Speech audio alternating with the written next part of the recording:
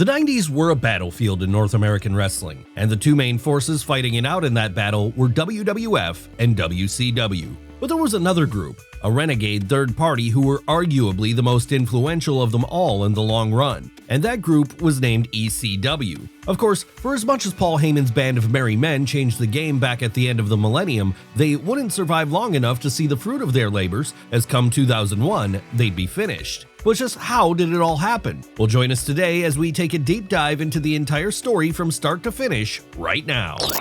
Now, to start this story, we have to go all the way back to the early 90s. That was when a small Philadelphia-based promotion named Eastern Championship Wrestling was formed by a local businessman named Todd Gordon. Eastern Championship Wrestling wasn't anything particularly special at this point, rather it was just another local indie, albeit one which was loosely affiliated with the National Wrestling Alliance. That said, even being affiliated with the NWA during the 90s wasn't the mark of pride it had been in prior decades, as by then, this once mighty organization was a shadow of its former self. Still, it was enough to get Todd Gordon access to some performers like Jimmy Snuka, Don Morocco, and Terry Funk, performers he wouldn't have otherwise been able to get access to. And this helped him to draw in crowds as he ran shows at local gyms and bars in the Philly area. Of course, the place he loved to run the most, though, was the now legendary 2300 Arena. Back then, however, this was not the mythical place it is today for wrestling fans. Rather, it was pretty much seen as being a bit of a dump. But that suited the spirit of what ECW was doing just fine, as they were already making a name for themselves as an outsider group who did things their own way. And this would only increase in 1993 once Paul Heyman was brought on board as the new booker of the promotion. Heyman was already a well-known figure in the industry on account of his run in WCW as Paul E. Dangerously. But after leaving that promotion under a cloud of lawsuits, he decided he wanted to try something different. What was that different thing he wanted to try? Well, it was nothing less than to revolutionize the entire industry. Yes, the way he saw it, wrestling had grown stale during the early 90s, with the big two in WWF and WCW both living on the fumes of what had been successful during the 80s. To Paul, it was the equivalent of hair metal. And anyone who was around in the early 90s will tell you that hair metal was wiped off the face of the earth once grunge came along. So he wanted Eastern Championship Wrestling to be the industry's version of Nirvana then. And the way he set about doing that was by embracing the counterculture. That's right, unlike what the major leagues were doing in 1993, Heyman was going to be all about violence in the form of bloody, hardcore brawls. But it wasn't just this he wanted to present with his vision of ECW. No, he also wanted the best technical wrestling, something he brought into the territory by booking young rookies like Chris Jericho, Eddie Guerrero, Rey Mysterio, and Chris Benoit. Really, it was a melting pot of everything which was making wrestling exciting on the underground scene back then. But there was still one final piece of the puzzle to be put into place in order to fully light the fuse on this revolution. Luckily then, it wouldn't be much longer before that piece fell into place, because it would be in the summer of 1994 that Eastern Championship Wrestling hosted a one-night tournament to crown the new NWA World Champion after that belt had been vacated. And the person booked to win this tournament was ECW's own Shane Douglas. What the National Wrestling Alliance weren't aware of ahead of this time, however, was that prior to going out there and winning, Shane Douglas was instructed by both Paul Heyman and Todd Gordon to throw the World Heavyweight title down on the ground after he was awarded it, then from there proclaim himself to be the Extreme Championship Wrestling World Champion instead. Needless to say then, when this happened, it was a major moment and it upset a lot of people in the NWA. But neither Heyman, Gordon, or Douglas cared about this. No, their goal had been achieved, as they'd now officially put this new rebranded version of ECW on the map. Yes, what the trio were doing here was rejecting wrestling's past in favor of a new future they hoped to build. And the future was something they'd continue to build as the weeks and months went on, and the 2300 Arena became home to some of the most exciting wrestling shows of the era. Of course, it helped that the company had a great roster to push them forward, a roster of outsiders who were the runts of the litter and that they weren't welcomed anywhere else in the industry. But that didn't matter, because in Extreme Championship Wrestling, they could find a home where they'd be welcomed fully as part of a family of renegades ready to make their own stamp on the business. Sure, bigger names like Cactus Jack, Steve Austin, and even Dusty Rhodes would pop in from time to time, and legends like Terry Funk would continue to make regular appearances. That said, the real core of the promotion were the homegrown stars. Stars like Tommy Dreamer, the man who was, in many ways, the heart and soul of Extreme Championship Wrestling. Why was this? Well, despite starting off as a white meat babyface who was roundly rejected by the fan base, Dreamer would eventually win the hardcore faithful over by taking a savage beating one night with a kendo stick, with this proving just how far he was willing to go for the cause. And make no mistake, come 1995, ECW was very much a cause, as those who were watching it saw it as a breath of fresh air, the antithesis to everything the big two were doing. To those fans, this was the real cool wrestling company to watch, the one only those in the know knew about. And it made all the shows which happened in Philly feel like an event, as the overall goal amongst everyone there seemed to change the entire industry from the ground up. And it wasn't just Tommy Dreamer they were rooting for as they were doing this. No, while he may have been the main character of the show in many ways, there were plenty of other prominent figures in people like Raven, a brooding gothic misanthrope, the Sandman, a beer-drinking lunatic who'd usually busted himself open before he even made it to the ring, Taz, an MMA-inspired human suplex machine, and Sabu, someone who could best be described by his nickname of the homicidal, suicidal, genocidal, death-defying maniac. And that was just a portion of the roster on display here. So it's easy to see then why this had such a different vibe from a WWF or a WCW, as these were the kinds of characters you were never going to get on any of those shows back then. Of course, more than anything else though, the real selling point of going to the 2300 Arena was the atmosphere, as it was unlike anything else in North American wrestling, closer to a cult vibe than it was a wrestling show. Honestly, what people loved most of all here was the brand of ECW itself and what it represented, and that was all a testament to just how well Paul Heyman had managed to position the entire endeavor as a movement for change by framing the big two as the villains to be overcome. Yes, if you wanted to be an ECW fan back in 1995 and 1996, you weren't going to see much of it on TV. So that meant if you didn't live in the Philly area, you were going to have to engage in tape trading. And all this only added to the myth that was building around the promotion.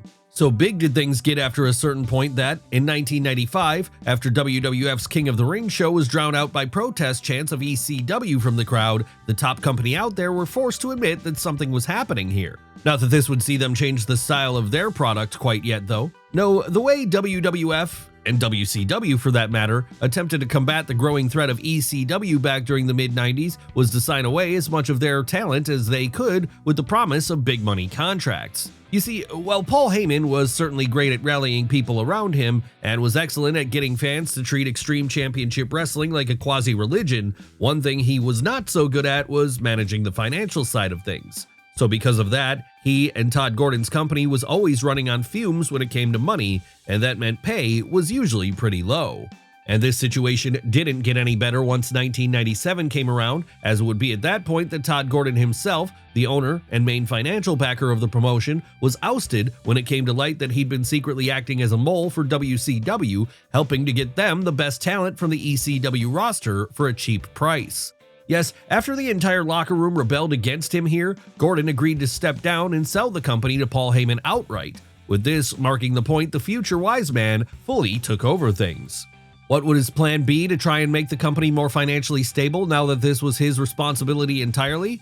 Well, that would be to get ECW on pay-per-view, something he achieved on April 13th, 1997 when he helmed Barely Legal. That's right, this was a groundbreaking moment for the Philly promotion, as it put them one step closer to being on the same level of WWF and WCW, all while they were still able to maintain that renegade punk rock edge they had during their early days with a truly hardcore show. And what a show this was to start a new era of Extreme, as it saw highlights like Taz and Sabu finally locking horns after over a year of teasing a fight, Shane Douglas defend his television title successfully, and in the main event, Terry Funk fully embraced the hardcore movement of this new generation by beating Raven to win the ECW World title. Honestly, if you wanted to call this one of the better shows of the era overall, we wouldn't argue with you, as it gave new fans a taste of everything which made the company so exciting. After all, while the blood and guts and violence were certainly a huge part of the show, that wasn't the only thing which people watched ECW for. No, they also watched for the excellent stories. Stories like the aforementioned one between Taz and Sabu, or the even better one between Tommy Dreamer and Raven, which saw the babyface continually try to pin his rival in the middle of the ring and never be able to do so.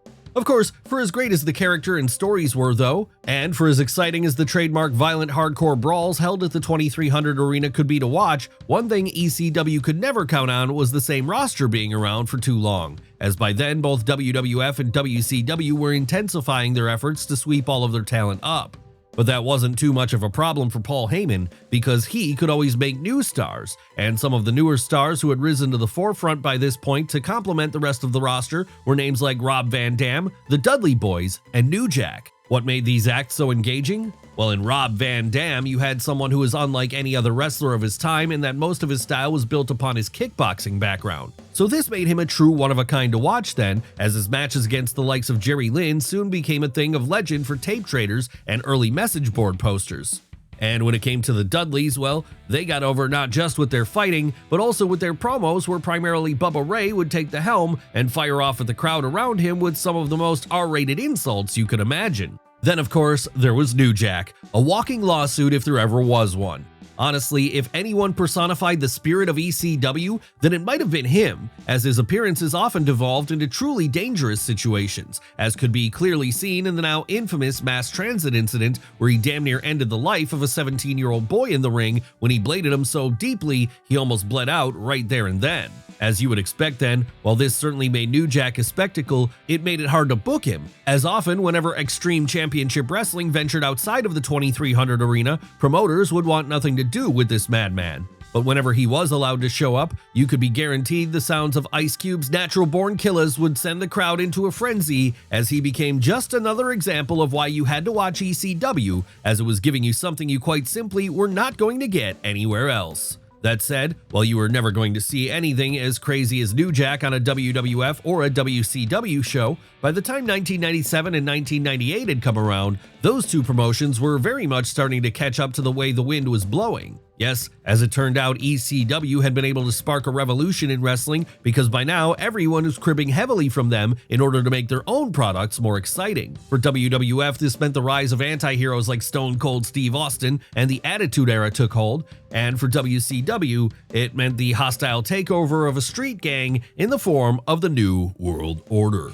Hell, WWF would actually bring ECW into the fold at one point and invite them onto their own TV in a cross-promotional event. Obviously then, this was a bizarre sight to witness, as few thought they'd ever see acts like Tommy Dreamer, The Sandman, and Sabu on an episode of Raw. But it happened, and it helped out both parties because aside from making WWF feel a little bit cooler by rubbing shoulders with the Outlaws, it also gave Paul Heyman and his crew a boost, as from this point onwards, Vince McMahon would start paying him.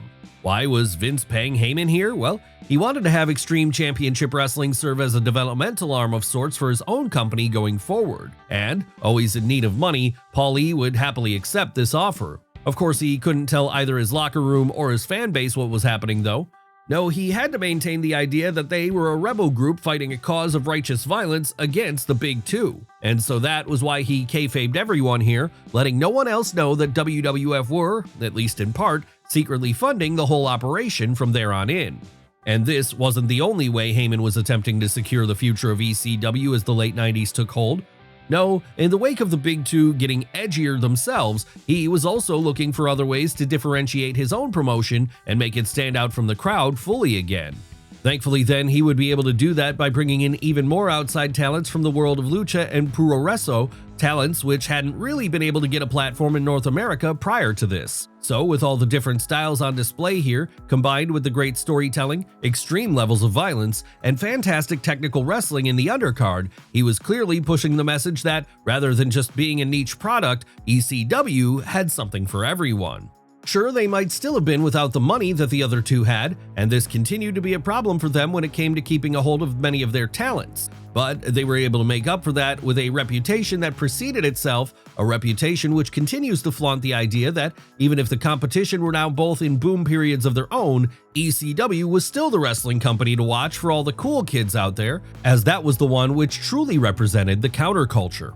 Hell, that image Heyman was able to push would be enough to help the Philly promotion achieve their next big landmark moment soon after this, as it was in 1999 that after years of their weekly TV only being available in local markets, they finally got nationwide exposure by signing a deal with TNN. Yes, at this point, Extreme Championship Wrestling had firmly established themselves as something approaching another powerhouse in North American wrestling, as now, not only did they have pay-per-view, but like both WWF and WCW, they also had a big television deal, or at least a big one for them. But while this TV deal initially felt like a saving grace for ECW and a way of keeping them completely financially secure for the foreseeable future, in the end, the TNN deal turned out to be a bit of a poison chalice. And the reasons for that became more apparent as time went on. At least initially, however, it represented a major boon for the Philly company, as it put them on another level of national exposure, not anywhere near the level of their competition, but certainly significantly higher than they'd been before. Really, if there was ever a time where Extreme Championship Wrestling was going to stop being a cult phenomenon and fully break into the mainstream, this would have been it. But alas, that was not the way things worked out in the end. Why was this? Well, as the months went on, the relationship between Paul Heyman and TNN became more and more combative, with Paul E quickly realizing that the network saw his promotion as little more than second-string content, a test case to see if pro wrestling would get over in their network before eventually making a push to get a bigger league like WWF. On top of that, so much of what had made ECW exciting was completely neutered now that they were on a larger network, as the same level of violence and edgy content fans have been accustomed to before simply wouldn't fly with a big company like that. No, the antics of Steve Austin were one thing, but New Jack, the Sandman, and Sabu were another thing entirely. So this meant everything got a little bit less authentic feeling. And for a promotion which had built their entire reputation on the idea that they were an authentic representation of the counterculture, a true alternative to what was seen elsewhere in North American wrestling, this was a major blow to their credibility, and it would cause many fans who had followed their causes from the early days to begin tuning out. And that was only the start of the Philly company's problem as 2000 came around, as this year would see even bigger issues arise. Issues like a number of big names all leaving to go join the competition in a short space of time. Yes, over a matter of mere months, ECW lost the Dudley Boys to WWF, Taz to WWF as well, and Mike Awesome to WCW. Obviously then, in the case of the Dudley Boys, this did severe damage to Paul Heyman's tag team division, as by then, Bubba Ray and Devon really had become the centerpiece of the entire thing. And in the case of Taz, losing someone who was so synonymous with the promotion made it feel like a real lesser league once more, a place where the true stars would always inevitably get poached away by someone bigger. That said, for as damaging as these losses were, the most damaging of all was arguably Mike Awesome. And the reason for this was because he was the ECW World Champion when he split for Atlanta. So that led to a truly unique situation taking effect where, in order to get their belt back, Awesome would have to come back to the company for one night only in order to drop it. Who would he drop the title to here? Well, surprisingly, it wouldn't be an Extreme Championship Wrestling guy. No, instead it would be a returning Taz, now a WWF employee, who made a one-night comeback of his own in order to bring the belt home. That's right, in one of the most truly bizarre situations in wrestling history, an ECW title would be fought over by a WWF employee and a WCW one at a Paul Heyman-produced event. And while Taz would win the belt here, him holding it didn't exactly do much for the credibility of the now struggling company either, because on the very next episode of SmackDown, he'd return to WWF to get beaten by then WWF champion Triple H. Obviously, the message was clear then, ECW's best just couldn't hang with Vince McMahon's best. And that only further served to damage the already increasingly damaged reputation of the Philly promotion. But while all these exits and the muddled title situation which came out of it led to a lowering of fan morale, as well as locker room morale, the people who had left felt very justified in doing so because, despite ECW still being on TNN here, money issues were getting worse by the week. So bad were things getting, in fact, many prominent members of the roster were going months at a time without being paid at all, with some of them ending up being owed amounts by Paul Heyman which added up to hundreds of thousands of dollars. Why was this happening to a company which had such a strong cult fan base and a solid TV deal? Well, as we mentioned earlier, there were many skills Heyman had. Being a great businessman was not one of them. No, he might have been an excellent promoter when it came to hyping up a show, and might have had a great mind for creating engaging storylines and characters, but when it came to the financial aspect of things, he was notorious for letting things fall apart. As Lance Storm himself noted at one point, despite loving working for ECW, he had no choice but to threaten to quit the company after missing 2 paychecks in a row, as he simply couldn't afford to provide for his family this way. and he represented the vast majority of the roster in this mindset. So whenever WWF or WCW came along looking to sign a talent to a big money guaranteed contract, it was a no-brainer that most would say yes to this, even if they believed in the revolution ECW was spearheading. Hell, it wasn't even just the wrestlers who weren't being paid anymore at the start of the millennium. No, it was also vendors, production staff, and even venues. Yes, things had reached a stage where, if something drastic didn't change soon, Extreme Championship Wrestling was going to be on the verge of bankruptcy, even with that extra WWF money still coming in. Still though, in spite of this, there were some on the roster who continued to remain loyal to Heyman, and the reason for that was because so good was he at rallying his troops, he could make a good portion of them forget all about the issues the company was having with one well-placed speech. Some have called him the David Koresh of wrestling, in that he truly did act like a cult leader in this respect, able to gain loyalty for life from his followers. Again, that was part of the way ECW had been marketed to the fan base for years by then. It wasn't a simple wrestling company, no, it was a full-blown social movement. But no matter how well the owner of the promotion was able to keep his faithful behind him, the reality was that as 2000 was drawing to an end, money problems just got worse and worse. And this led to the final death blow happening when TNN announced it was canceling ECW in exchange for WWF programming. So now, without a TV deal, and being unable to negotiate a new one with anyone else in the immediate aftermath as a result of legal technicalities, there were simply no more aces in the hole left for Paul Heyman to play. No, once 2001 began, it was over. In fact, the last ECW show ever held in its original incarnation would take place on January 13th of that year in Pine Bluff, Arkansas. After that, the roster awaited news of another event being booked, with them only finding out that the company was done when Heyman appeared on Raw in March of that same year as a replacement commentator for Jerry Lawler. Yes, in the end it all finished with a whimper, and one which many of the roster who were remaining took as a betrayal as, after all those years of telling them WWF and WCW were the enemy, Paul E ended up going to one of them himself once the money ran out.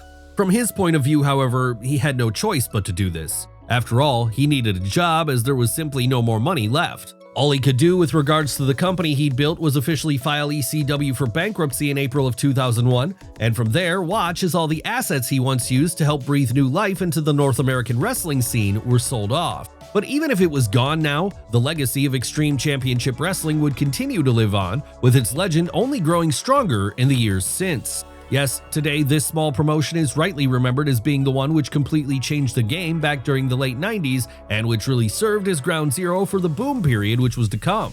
Seriously, without ECW, you don't get the Attitude Era. And that's why over the years, WWE has only been too happy to give fans occasional reunion events for the promotion, with the most famous of these probably being One Night Stand 2005. Sure, WWECW was never as great as the original, but everything else has only furthered its reputation as one of the most important wrestling companies of all time, so much that its influence is still being felt to this day. But then we guess that's just a testament to how great ECW was and how much it was something which will never be replicated again.